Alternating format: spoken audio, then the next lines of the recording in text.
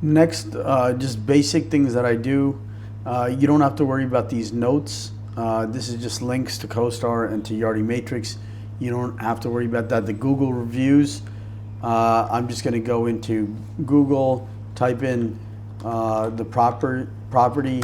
I get to here.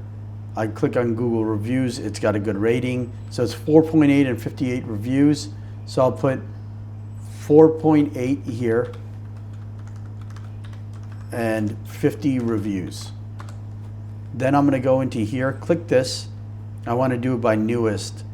And then you just copy a whole bunch of stuff here. And go back about a year and a half to see it's still at 9 months. You keep going down, and a year ago is good enough. I'm going to copy all this.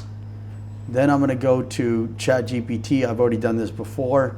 And I type it in here. Do the same for this property. I'm just basically telling it to summarize. And I put this in.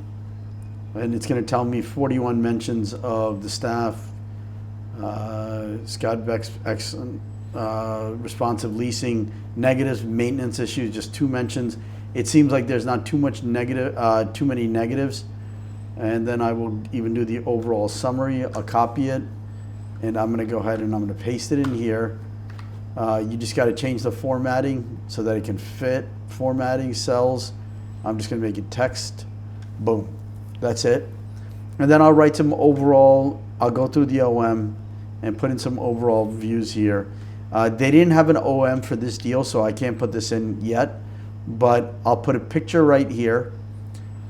Some of this information doesn't come from Yardi, so number of buildings, stories, acres, how many parking spaces, the tax lot, if you know when the bid is due, which most likely you won't. Previous sales data, I'll tell you how to get that. That's in a database that you can open up. It's in that Yardi Matrix database. You can look in there under property sales and look for the name of the property.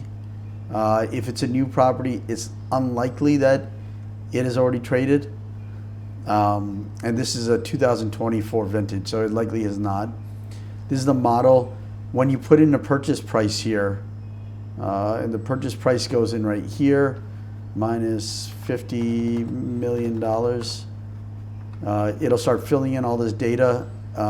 Real estate taxes, it's because there's no assessment ratio for this market.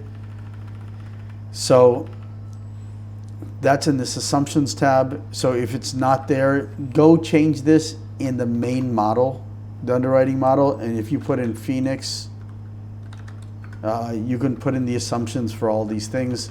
I'm not sure what it is, but for now I'll put in 100%. Then if I go back to this tab, you'll see that it fills in. You got to put in the proper millage rate. You can use last year's. Your exit cap, keep this at 5-year hold period. I just keep these at 3. And then you can mess around with the debt. And what we're trying to get to is somewhere around a 15% IRR levered.